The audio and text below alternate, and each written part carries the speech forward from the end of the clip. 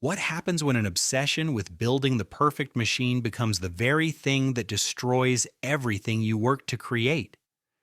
This is the story of how one leader's unshakable belief in his vision led a company worth $7 billion straight into bankruptcy, and it all started with tractors. In the early years of the 20th century, farming in America was back-breaking work that required endless hours of manual labor, and the tools available were primitive at best. Farmers needed something better, something that could transform agriculture from a struggle into a sustainable business. Enter International Harvester, a company that would become synonymous with American farming and industrial might. Founded in 1902 through the merger of several agricultural equipment manufacturers, International Harvester quickly established itself as the dominant force in farm machinery. Their tractors, combines, and implements were everywhere from the wheat fields of Kansas to the corn farms of Iowa. By the middle of the century, International Harvester was not just a company, it was an institution, a name that represented reliability, innovation, and the backbone of American agriculture. By the way, if you're passionate about these stories of engineering, strength, and industrial heritage, here you'll discover documentaries about legendary tractors, colossal machines, and the equipment that transformed agriculture, mining, and construction. Subscribe, and every week we'll explore together how these machines change the world and the way we work. Let's get back to the topic. But how does a company go from being an industry titan to complete collapse? The answer lies in the decisions made during the 1970s and 80s, a period when International Harvester faced mounting pressure from foreign competitors, labor disputes, and changing market conditions. At the helm during these turbulent years was a man who believed he had the answer to all of the company's problems. His name was Brooks McCormick, and later Archie McCardle would take the reins with an equally strong vision. However, it was the collective obsession with maintaining dominance in the tractor market, regardless of financial reality, that would prove fatal. What made tractors so important to International Harvester's identity? The company had built its reputation on producing some of the most reliable and innovative tractors in the world. Models like the Farmall series had revolutionized farming by introducing row crop tractors that could handle multiple tasks with different implements. Farmers trusted International Harvester because their machines were built to last, designed with the operator in mind, and backed by a dealer network that stretched across the country. This trust translated into loyalty, and that loyalty translated into market share. For decades, International Harvester led the industry, competing fiercely with rivals like John Deere, Caterpillar, and later, foreign manufacturers who were beginning to make inroads into the American market. Why would a company with such a strong position begin to falter? The signs of trouble started appearing in the 1970s, when the agricultural economy began to shift. Inflation was rising, fuel costs were increasing, and interest rates were climbing to levels that made it difficult for farmers to finance new equipment. At the same time, competitors were innovating faster and more efficiently. John Deere, in particular, was investing heavily in new technology and manufacturing processes that allowed them to produce higher quality tractors at lower costs. International Harvester, meanwhile, was struggling with outdated factories, inefficient production methods, and a corporate culture that resisted change. Could International Harvester have adapted to these challenges? The company certainly had the resources and the talent to do so, but what they lacked was the willingness to make difficult decisions. Leadership at International Harvester became fixated on the idea that they could maintain their position in the tractor market by continuing to produce machines the way they always had. They believed that their brand loyalty was unshakable, that farmers would always choose International Harvester because of tradition and reputation. This belief blinded them to the reality that the market was changing rapidly, and customers were making purchasing decisions based on value, technology, and financing options rather than brand legacy alone. What role did labor relations play in the company's decline? International Harvester had a long and complicated relationship with its workforce, particularly with the United Auto Workers Union. Throughout the 1970s, tensions between management and labor were high, with disputes over wages, benefits, and working conditions becoming increasingly bitter. In 1979, the company faced a devastating strike that lasted more than 6 months. This strike crippled production, cost the company hundreds of millions of dollars, and damaged relationships with dealers and customers who could not get the machines they needed. The strike was a symptom of deeper problems within the company, including management's failure to address legitimate concerns about job security and workplace conditions while simultaneously demanding higher productivity. How did leadership respond to these mounting challenges? Instead of taking a step back to reassess their strategy, the executives at International Harvester doubled down on their commitment to the tractor business. They poured resources into developing new models, upgrading existing lines, and trying to compete head-to-head with John Deere on every front. This approach might have worked if the company had been in a strong financial position, but International Harvester was already carrying significant debt. The strike had drained their cash reserves, and sales were declining as farmers delayed purchases due to economic uncertainty.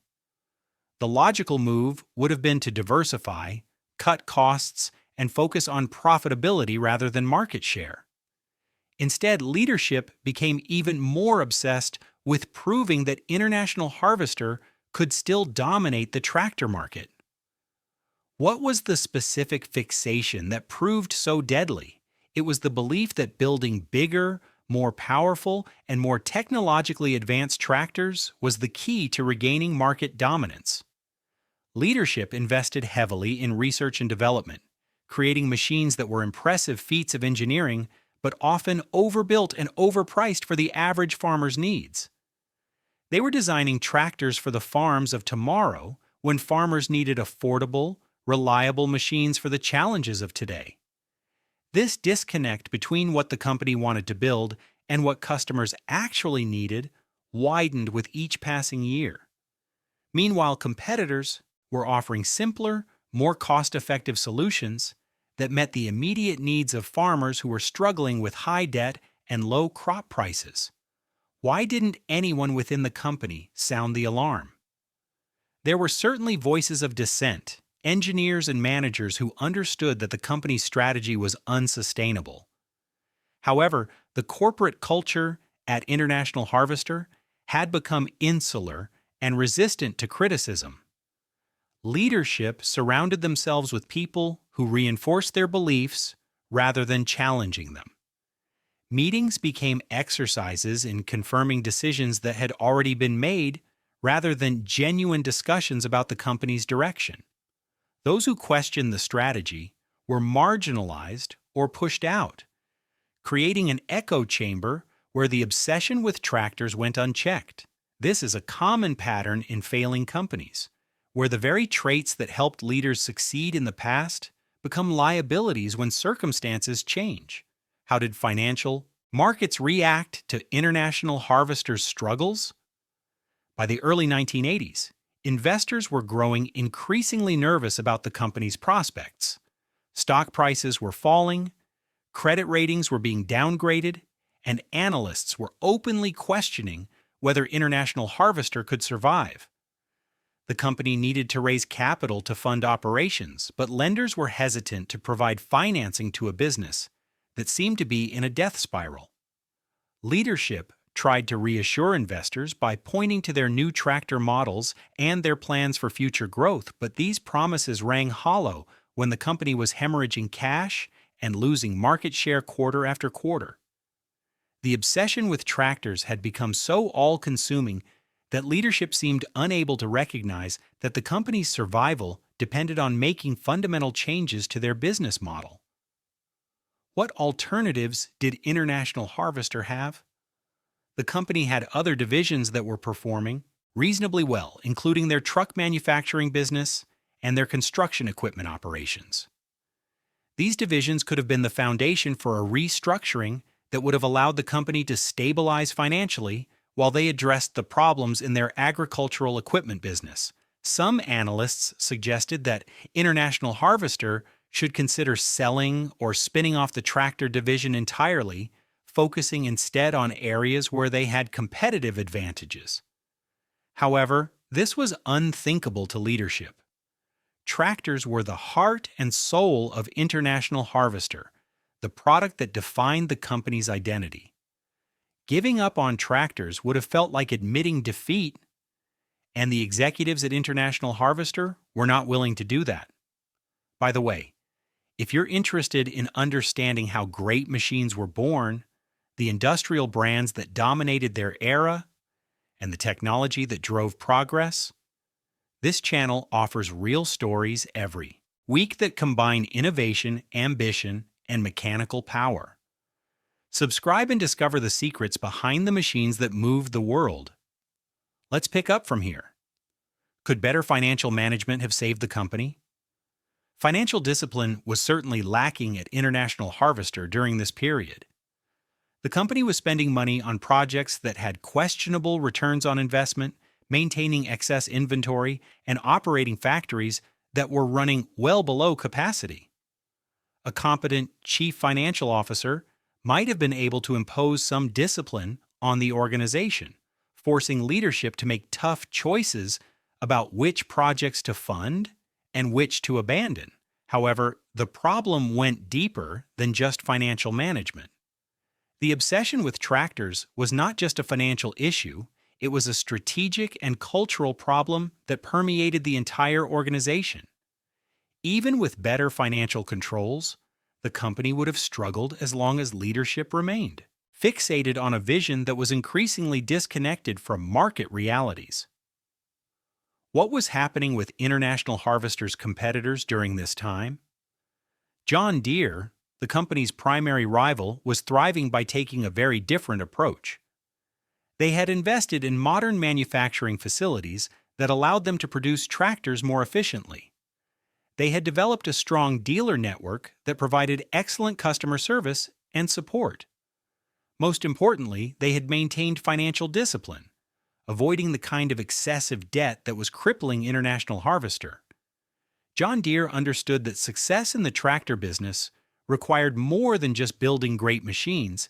It required a sustainable business model that could weather economic downturns and adapt to changing market conditions.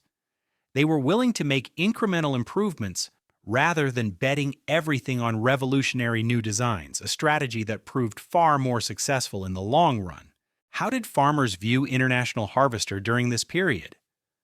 Many farmers who had grown up with International Harvester tractors remained loyal to the brand, but even this loyalty had its limits. When their old machines needed to be replaced, farmers were making practical decisions based on financing terms, dealer support, and the total cost of ownership. International Harvester's new tractors were often more expensive than comparable models from John Deere or other competitors, and the company's financial troubles made some farmers nervous about parts availability and warranty support. There were stories of dealers closing their doors, leaving farmers without local service options. Trust was eroding.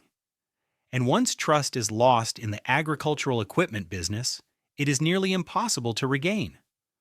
What was the turning point that made collapse inevitable?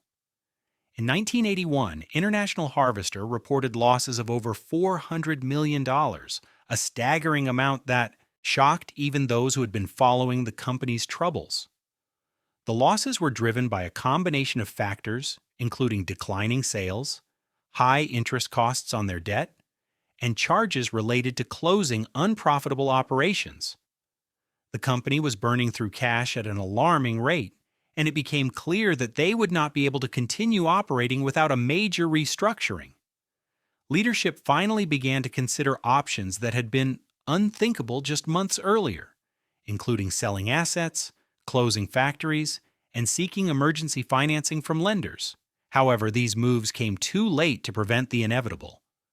Why did potential buyers or partners not step in to save International Harvester. Several companies did express interest in acquiring parts of International Harvester's business, particularly the truck division and some of the construction equipment operations. However, no one wanted to take on the troubled agricultural equipment division with its outdated factories, declining market share, and massive debt load. The tractor business, which had been the pride of International Harvester, had become a liability that no rational buyer would want to assume. Some private equity firms explored the possibility of a leveraged buyout, but they concluded that the company's problems were too deep and that there was no clear path to profitability.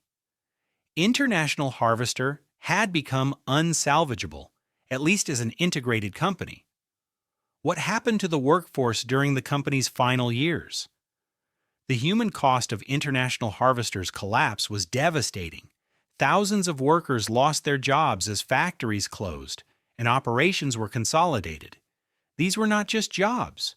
They were careers that had often spanned generations, with parents, children, and grandchildren all having worked for the company at some point. Communities that had been built around International Harvester factories were decimated, with local businesses closing and property values plummeting. The workers who had gone on strike in 1979, fighting for better wages and job security, found themselves out of work entirely just a few years later. It was a bitter irony that the company's obsession with maintaining market dominance in tractors had ultimately cost thousands of people their livelihoods. How did the bankruptcy process unfold? International Harvester filed for bankruptcy protection in the early 1980s, seeking to reorganize under Chapter 11. The process was long and painful, with creditors fighting over the remnants of what had once been a $7 billion company. The agricultural equipment division was eventually sold to Tenneco, the parent company of Case, creating what would become Case IH. The truck division was sold separately and would eventually become part of Navistar International. The construction equipment operations were also divested. By the time the bankruptcy was complete, International Harvester as a company had essentially ceased to exist, broken up and sold off in pieces to pay creditors. The name that had been synonymous with American agriculture for 8 decades was gone. What lessons can be drawn from International Harvester's failure? The most obvious lesson is the danger of allowing a single product or market to define a company's identity, to the point where rational business decisions become impossible.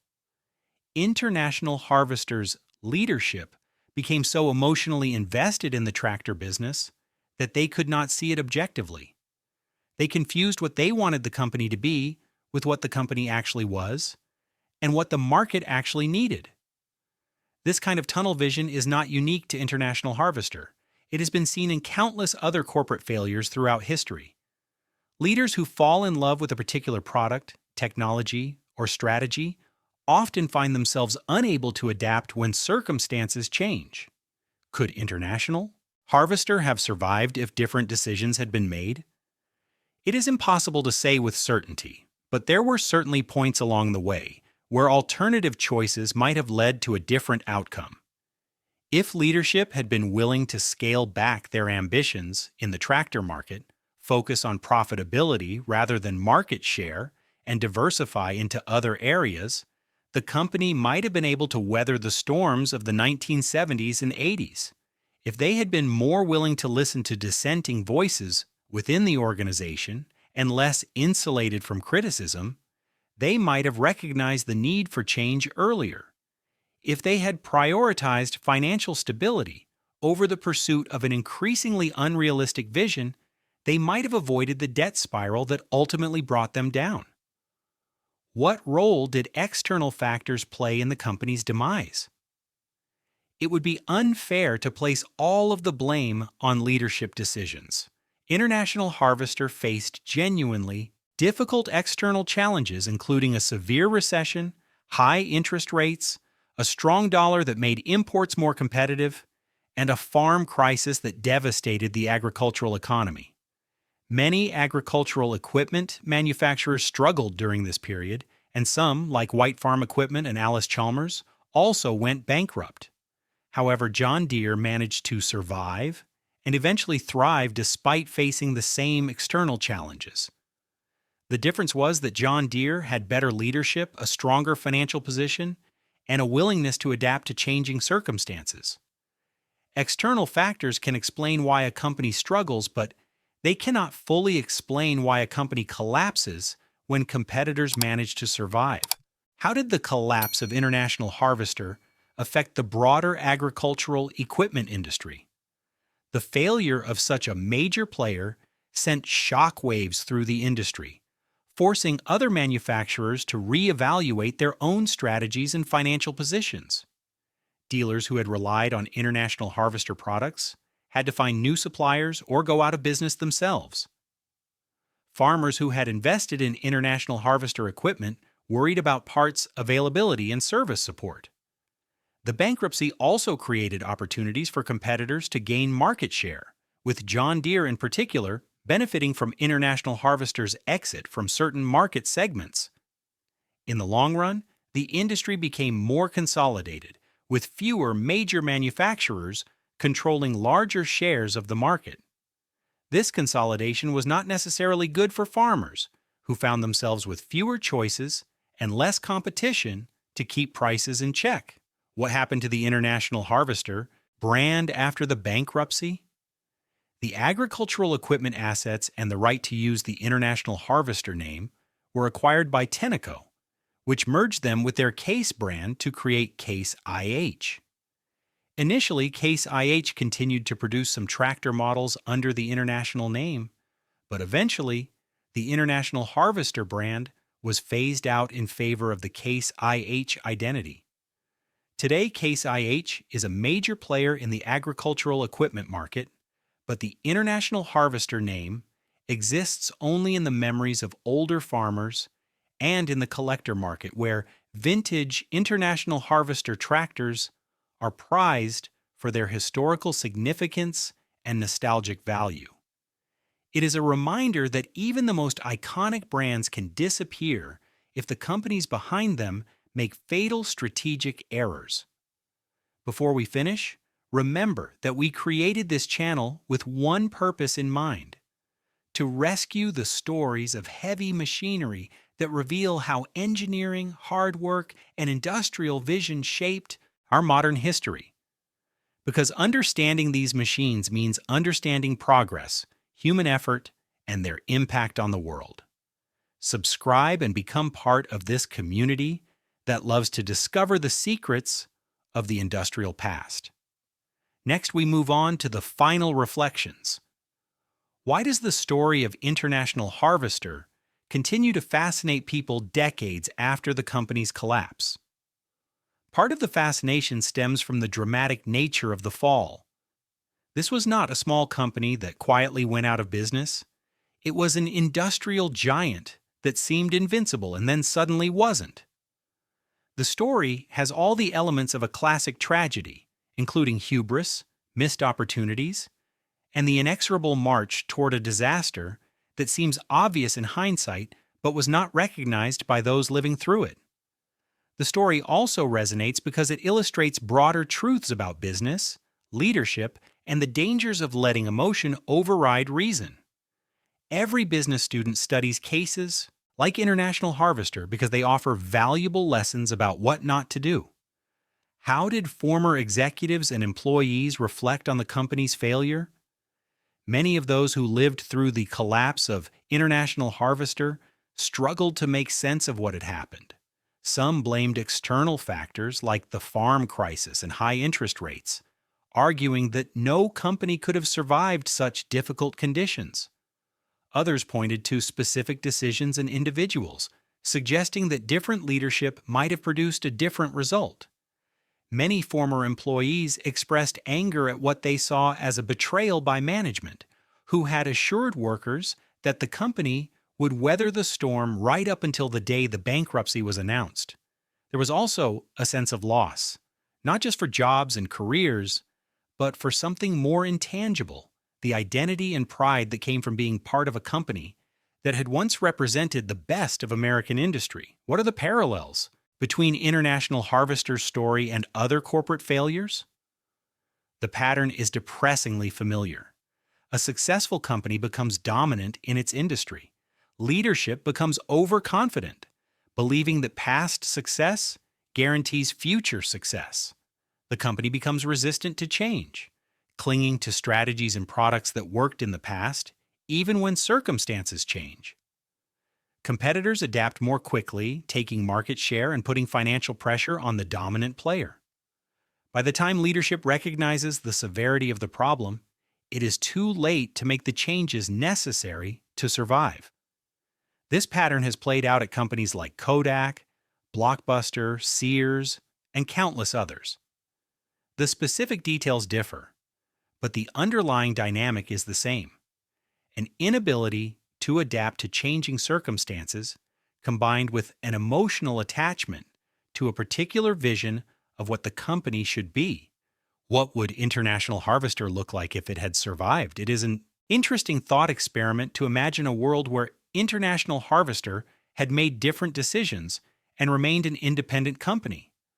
Would they have evolved into a diversified industrial conglomerate? Or would they have focused exclusively on agricultural equipment? Would they have embraced new technologies like precision agriculture and autonomous tractors? Or would they have remained committed to traditional approaches? Would they have maintained their strong dealer network and customer relationships? Or would they have struggled to compete with more nimble competitors? We will never know the answers to these questions, but they serve as a reminder that the future is not predetermined, that different choices lead to different outcomes, and that leadership matters more than most people realize. What does the International Harvester story teach us about the role of corporate culture? Culture is often discussed as an abstract concept, but the International Harvester case shows how culture translates into concrete decisions and outcomes.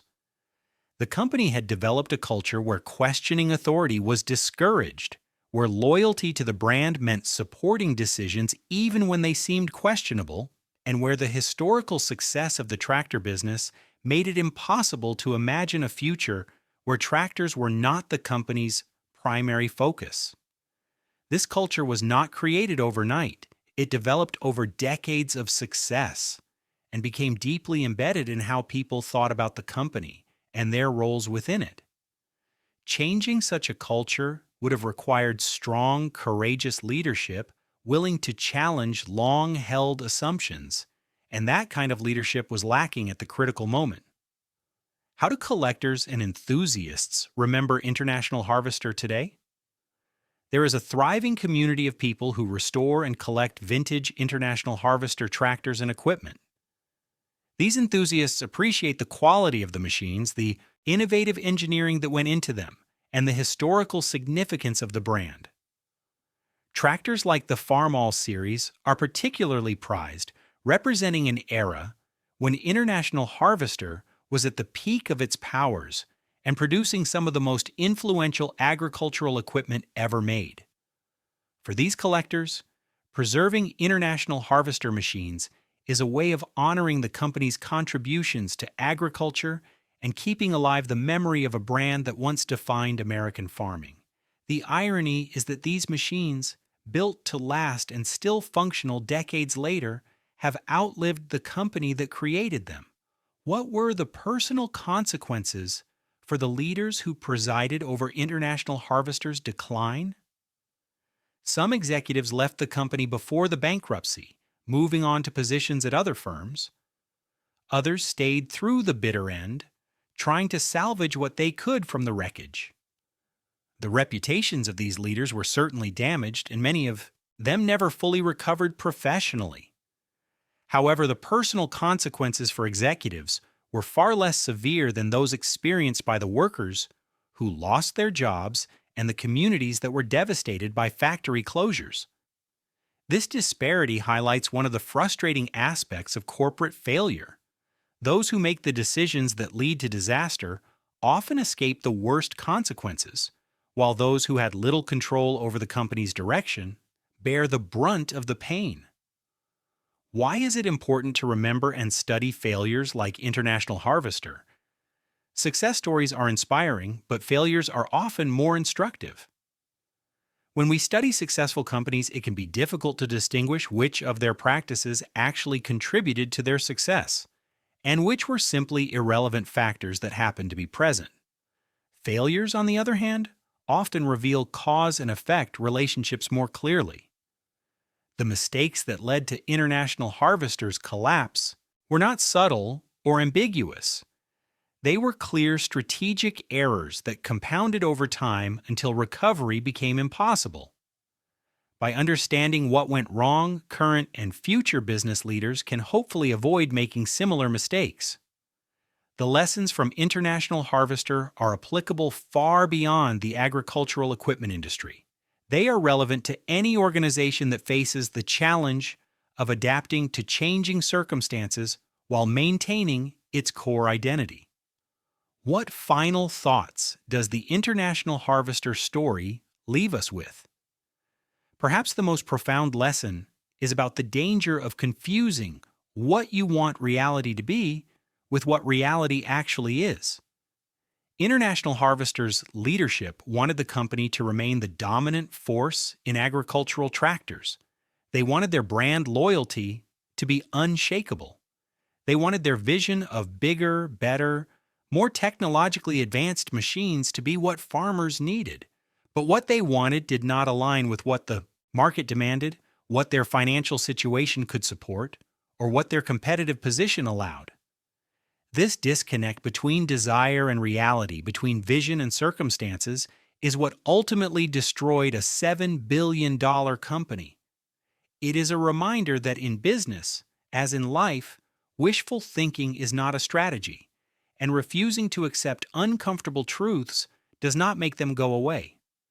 The obsession that drove International Harvester's leaders was rooted in a genuine love for the product and a sincere belief in the company's mission. But good intentions are not enough when the foundation beneath you is crumbling.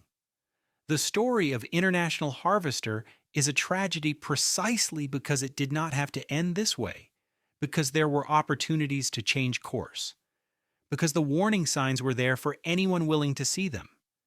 It is a story of what happens when pride, stubbornness, and an unwillingness to adapt combine to create a perfect storm of corporate failure.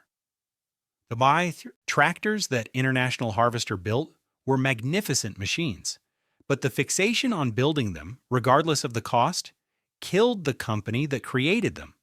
The agricultural landscape of America changed forever after International Harvester disappeared, leaving behind questions about what could have been prevented and what was truly inevitable. Farmers who had depended on the company for generations found themselves navigating a new reality where the trusted name they had known their entire lives no longer existed as an independent entity. For many of these farmers, choosing a tractor was not simply a business decision, it was a statement about identity, tradition, and the values they held dear. When International Harvester vanished, something intangible was lost along with the company itself. What role did nostalgia play in blinding leadership to reality? There is evidence to suggest that many of the executives at International Harvester were themselves sons and grandsons of farmers who had used the company's equipment. They had grown up seeing International Harvester tractors in the fields, had perhaps driven them as children, and had internalized the belief that these machines represented something more than just metal and engines. This emotional connection, while understandable, created a blind spot that prevented rational assessment of the business situation. When your identity is tied to a product, when you see that product as part of your heritage and family history, it becomes nearly impossible to make the cold, calculated decisions that business survival sometimes requires. The executives were not just running a company, they were protecting a legacy. And that made them vulnerable to making choices based on sentiment rather than strategy. How did the dealer network respond as the company began its final decline? Dealers occupied a unique position in the drama of International Harvester's collapse. They were independent business owners who had invested their own money in facilities, inventory, and trained staff specifically to sell and service international harvester equipment. As the company's financial troubles became more apparent, dealers faced an agonizing decision: continue supporting a brand that might not survive, or switch to competitors and risk alienating loyal customers who still wanted international harvester products. Many dealers tried to maintain their commitment to the brand, even as signs of trouble mounted, hoping that the company would turn things around. Others quietly began adding competitor products to their showrooms, hedging their bets against the possibility of collapse.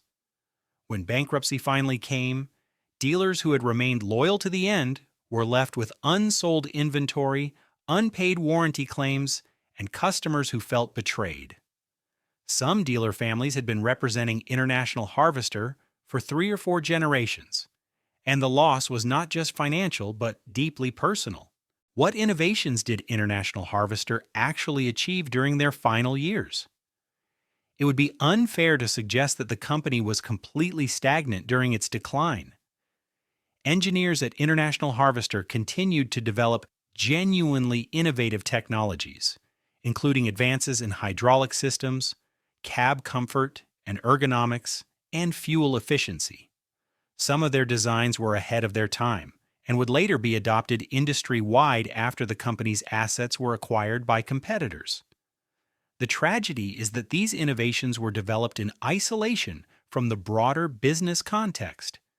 Having the best engineering team in the world does not matter if you cannot manufacture products profitably, cannot finance dealer inventory, and cannot convince customers that your company will be around to support the equipment they purchase. Innovation must be aligned with business reality, and at International Harvester, the two had become completely disconnected. Why did International Harvester not pursue international markets more aggressively? During the 1970s and 80s, agricultural equipment manufacturers were increasingly looking beyond North America to find growth opportunities. John Deere, in particular, was successful in establishing a strong presence in Europe, South America, and other markets. International Harvester made some efforts in this direction, but never committed to international expansion with the same intensity as their competitors. Part of this reluctance stemmed from financial constraints, as international expansion requires significant upfront investment. However, there was also a cultural factor at play. International Harvester saw itself as an American company serving American farmers, and this identity made it difficult to embrace the kind of global strategy that might have provided additional revenue streams and diversification. The fixation on dominating the American tractor market left little room for the kind of expansive thinking that might have opened new possibilities for growth and survival. What attempts were made to modernize manufacturing operations? There were some efforts to upgrade International Harvester's aging factories, but these initiatives were consistently underfunded and implemented inconsistently. The company would announce plans to invest in new equipment or redesign production lines, but then financial pressures would force them to scale back or delay these projects. Meanwhile, competitors were making systematic, sustained investments in manufacturing technology that allowed them to reduce costs and improve quality simultaneously. International Harvester found itself caught in a vicious cycle where they could not afford to modernize because they were losing money, but they were losing money in part because their outdated manufacturing processes made them uncompetitive. Breaking this cycle would have required a willingness to take on additional debt or seek outside investment, options that leadership resisted until it was too late. How did the media cover International Harvester's troubles? As the company's problems became more public, business journalists began writing extensively about what was happening. Some coverage was sympathetic, portraying International Harvester as a victim of circumstances beyond their control. Other reporting was more critical, focusing on management missteps and strategic errors. Trade publications that served the agricultural equipment industry were particularly influential, as farmers and dealers relied on these sources for information about the stability of manufacturers. Every negative article, every downgrade by credit rating agencies, every report of missed earnings targets or factory closures contributed to a growing sense that International Harvester was doomed. This negative publicity became self-fulfilling, as it made customers more hesitant to buy International Harvester equipment and made suppliers more reluctant to extend credit terms, further accelerating the company's decline. What happened to International Harvester's intellectual property after bankruptcy? The patents, designs, and proprietary technologies that International Harvester had developed over decades were valuable assets that were sold or licensed as part of the bankruptcy process. Some of this intellectual property ended up with Case IH and continues to influence tractor design today.